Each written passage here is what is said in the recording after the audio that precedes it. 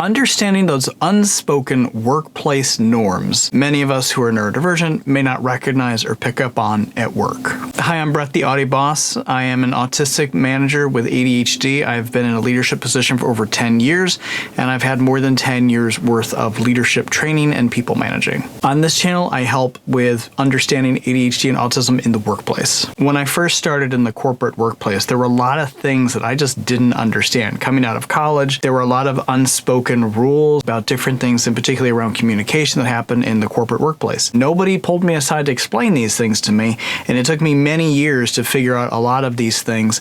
And so what I want to do in this video, and this is actually going to be the beginning of a long series of videos, is better understanding the unspoken rules around communication, and in particular workplace norms or unspoken rules in the workplace that is just helpful for us to know. This is in no means an exhaustive list. This will not necessarily relate to every single job out there, and it is a very rough place to start. And I have these in no particular order. I'm also not specifically advocating that you adhere to all of these things. These are just things to be aware of and my personal experience and my personal advice for how I've handled or how I have navigated these things in particular. Understanding these unspoken norms doesn't mean you have to conform to them. You just have to be aware of them. I've heard a lot of feedback from a lot of folks that basically have said that masking and trying to mask for many of these situations is simply too much and leads to too much burnout, and many people just won't do it anymore. And that's okay, and that's normal. And for a lot of other folks, they don't want to script anymore to do a lot of these different things. Email and communication etiquette. There's a lot of unspoken rules in particular around emails. I know in my current organization where I work, reply all is a really big thing. I didn't know that when I first started at this organization. When somebody wrote me a note, I would just reply to that person. It took me a really long time to realize that what I was supposed to be doing was hitting reply all to all the people inside the conversation. In particular, there's sort of a norm about if I'm having a reply all conversation, what do I need to be saying that all of these people need to be knowing about versus can I have a separate side conversation with somebody on that thread or with somebody else who needs to know about that thread.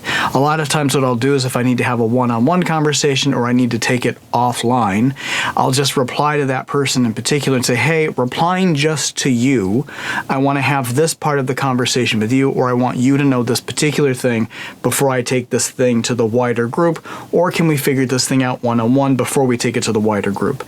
But knowing in particular that the reply all is kind of like a public conversation is really helpful to know. Sometimes you'll hear conversations like, this could have been an email. Well, a lot of times if an email gets too big or too broad or too unwieldy, that email probably should be a meeting. So just something to think about. You also want to be respectful of the times that you're sending emails. In particular, for those of us with ADHD, we might want to be sending emails at all the times that the thought first hits our head or everything. A special tip that I found specifically helpful for this, most email programs now will allow you to send a scheduled email. So if you've got a thought or an idea or something and it's after hours or it's on the weekend or something, it's okay to send that email at a scheduled time for later if you're concerned that it might disturb somebody to send that email out. In particular, if you're a manager watching this, sending those scheduled emails out at a time where it's a normal business hour helps your team realize you're working at this hour versus not having to work at the hours that you are. If they see you working at those hours, they're going to expect that they need to be online and be replying and be doing those things. If you schedule those emails for later, your team will respond in kind and not necessarily think they need to be working at all hours of the night. The unspoken rule about emails in general is they should be responded to within roughly a 24-hour window. Workplace hierarchies. This one was particularly hard for me, especially coming into the corporate world. I didn't really understand the differences between, say, a director, a senior director, a manager, a senior leadership team member, or an executive leadership team. When I was brought into my current job, I came in specifically through a particular pathway, and my boss, who happened to be pretty high up in the company, was someone that I just worked with directly. It took me a long time to realize there is definitely hierarchies to certain corporate organizations. And the more you understand who I take that thing to, if I need to take something to, the better it's going to help you understand the corporate and the office politics of, well, why this person needs to know this versus this person needs to know that. The hierarchies are really important. There's often an expectation of knowing when to involve a supervisor supervisor versus when to take initiative independently. Those hierarchies play into that. Checking in with major decisions is especially appreciated depending on the level of managers, and knowing when to talk to your boss versus somebody else's boss, or when not to go to someone's boss and going over someone's head. Going over someone's head meaning I've gone to a boss's boss or someone else's boss in place of them. That corporate hierarchy can find a lot of people angry or be offended if you go over someone's head. That tends to upset people. Meetings and when to speak. This is one I'm going to actually break out into an entire video, possibly even an entire series on this. For those of us with ADHD and autism, knowing when to speak in meetings and knowing when to speak, like when the right moment is for the right conversation, can be particularly difficult. In particular, knowing, is this a meeting for me to speak up in versus should I talk to my manager privately about this? Should I have a one-on-one side conversation with somebody about that? In corporate settings, there's an unspoken expectation of waiting for the right moment to speak. This again plays into that hierarchy we spoke about a second ago. Sometimes this is waiting for an invitation to speak from a manager or a leader. It's also important to give others opportunity to finish their thoughts before we jump in or interrupt or do things like that. That's another particular area that we need to think about. Town hall or an all hands meeting where everybody's going to be there, and knowing specifically, well, is this a question or is this a comment that I need everybody to hear because this is going to affect the greater conversation for everyone?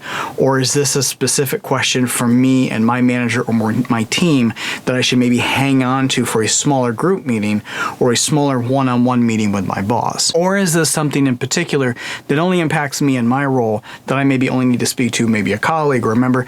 Trying to figure out the balance between large meetings, small meetings, one-on-one meetings, that's a really key thing. And I also always recommend have a one-on-one meeting with your manager as best you can, either every other week, every week, or at least once a month. Regular check-ins with your manager make a huge difference and really are the opportunity to ask all of the complicated questions or get all of the communication and the cues out that you need to get out, in particular with one-on-one meetings. In those bigger meetings when you're not really sure what to say, or if you're confused or maybe you've got some anxieties or things that are coming up, try to ask questions that advance the conversation for everybody and try to avoid verbalizing a lot of your anxieties.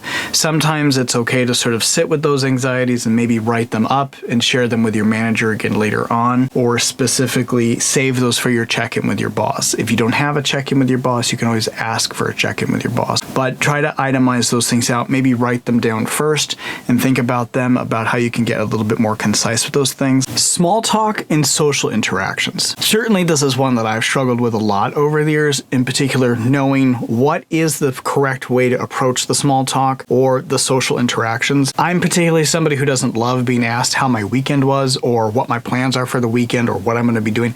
I really don't love that, but what I do for things like that is I come up with a very specific or a very vague answer. This is not usually a time to share our special interests. This is usually something very broad and generic that is like a quick answer. Oh, I'm going to go see some friends. Oh, I'm going to go watch a movie. Oh, I'm going to spend some time reading a book. Most people aren't looking for the specifics of what those things are. They're just looking for a general passerby type conversation.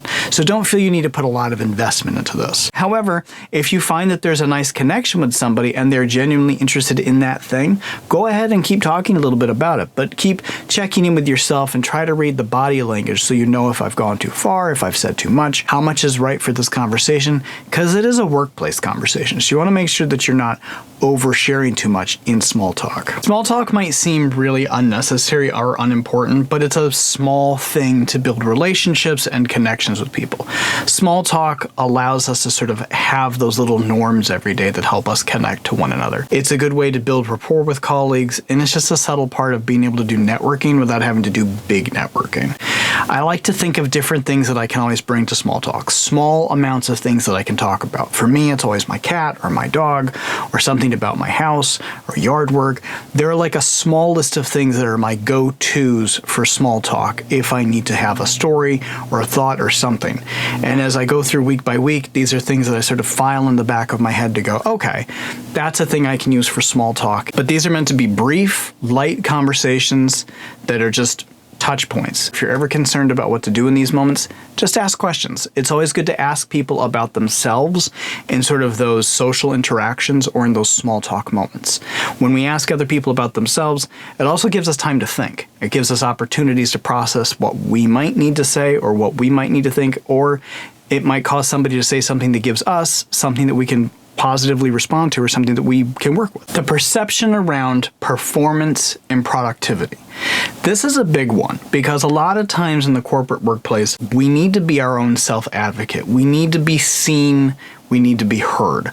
A lot of times for many of us, we really focus on how hard we work, our output, our productivity. For some of us, in particular, if we're autistic, we can really crank out a lot of stuff. Sometimes we might struggle with prioritization, in particular for those of us with ADHD. I know that's a hard struggle for me. What's important about a lot of our productivity is there needs to be communication around our productivity, in particular with our bosses. We need to sort of show our work. In some cases, sometimes we need to talk to them, talk to our managers, talk to our bosses about what we're prioritizing, what we're working on. Sometimes these are conversations about asking our manager or checking in with our manager, what do they want us to prioritize or what do they need us to sort of put up front? Giving updates on where different projects are at, especially if our manager or our bosses ask questions about those particular projects or those particular things, it's important to sort of communicate updates. Almost all of our workplace issues tend to revolve around some variation of communication or miscommunication. So the more we can kind of be communicating, but not over communicating, that helps people understand our workflow and our process. Again, a check-in with your manager in these moments is what really helps because those are opportunities for you to have that communication with your manager to provide updates and to let them know what you're doing. It's not about necessarily micromanaging every time. Sometimes it is, but it's not always about that. Sometimes it's just about showing our work, showing our performance, and showing that we're doing what we need to be doing. Sometimes it's just about being seen in the work, being seen in the projects, being seen in the work that we do, and how we communicate our productivity helps us in terms of just making sure that's another way of showing that we're doing our job. Social activity or social invitations, especially after hours for work. This is one I really struggle with. I don't particularly love social engagements after work hours. I struggle in particular because I'm all about work. I can talk about work all day long. When we get outside of work, I find it really hard to continue to have sort of non-work conversations. Even though I have like a specific few things that I think about in terms of what are stories that I can tell in those situations, for me, a lot of those after-hour, after-work socializing moments tend to bring up a lot of anxiety, a lot of stress for me. It's very, if it's in a place that's too loud or there's too many interactions or there's just too much going on, a lot of that stuff I struggle with. But a lot of that stuff is about showing up, being seen, and doing some light networking. A lot of times what those do is they help build relationships with your teams, and they allow for team bonding and things like that. These are all very important to keeping your career going and keeping your career intact. I have a couple of rules. While I don't go to all of them, it's important to go to some of them so that you are showing up in some of these situations. I use what I call the Moira Rose rules. If you're familiar with the show Schitt's Creek, then you'll be aware of Moira Rose. When she goes to an event or a party or something, twice around the room and then leaves. And I actually found that to be really funny because it was very relatable for how I would approach these things. But essentially, it works. If you're awkward or you have social anxiety or you're not really sure what to do or how to talk to people or how to be there and you're just in that kind of cringe, tense feeling all the time, the Moira Rose rule works.